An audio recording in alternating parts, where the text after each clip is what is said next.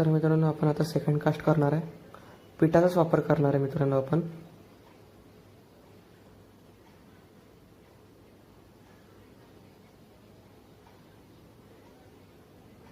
तर हे second caste केलं आहे मित्रांनो आपण. तर मित्रांनो आपल्याला मासा लागला आहे. मित्रांनो आपल्याला रोहू लागला आहे. मोठा साईजचा रोहू आहे मित्रांनो. बघू शकता केवढा मोठा साईजचा रोहू आहे. तर